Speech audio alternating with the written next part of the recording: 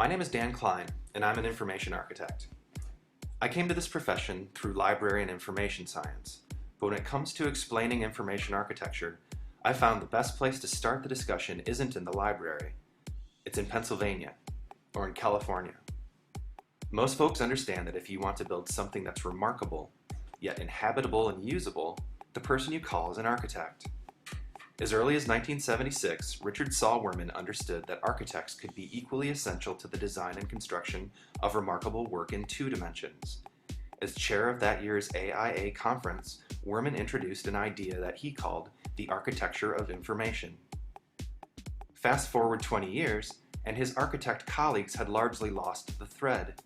In the interim, Wurman shuttered his architecture practice and opened a new firm called The Understanding Business.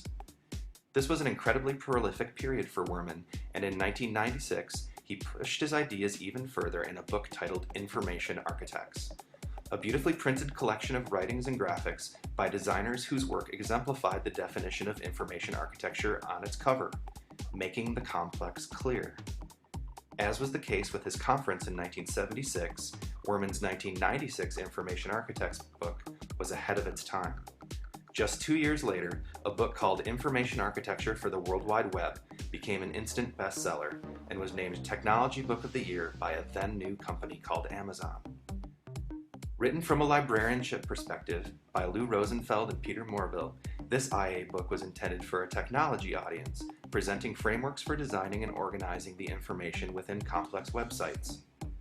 With each new edition of the Polar Bear book, the definition of information architecture changed and grew. In retrospect, this abundance of definitions contributes to the present difficulty in explaining information architecture. Happily, the profession does not appear to be suffering in the absence of a concise or authoritative definition of information architecture, as evidenced by a robust job market for information architects, and by tens of millions of web pages referencing information architecture, and by a professional organization for information architecture with 1,400 members in 80 countries. Information architecture has come a long way since 1976. Each fall, I teach a class called Information Architecture, and the best way I've found to explain IA to graduate students is to start with architecture and Wurman, dive deeply into Rosenfeld and Morville, and then distill all of it down to the three things that define what IA means for me. The first is ontology.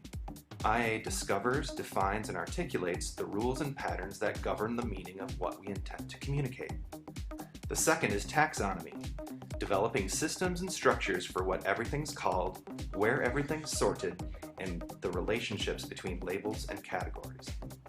Lastly, IA is concerned with choreography. The structures it creates foster specific types of movement and interaction, anticipating the way users and information want to flow and making affordance for change over time. In my teaching, and even more so in my practice, I found that information is rarely the thing that inspires and delights. In the context of building, and as far back as Vitruvius, achieving an appropriate balance between inspiration, utility, and delight is understood to be the special domain of architects and of architecture. And so for me, information architecture is the thoughtful contriving of ontology, taxonomy, and choreography in the service of utility and delight, making the complex clear. That's how I explain IA.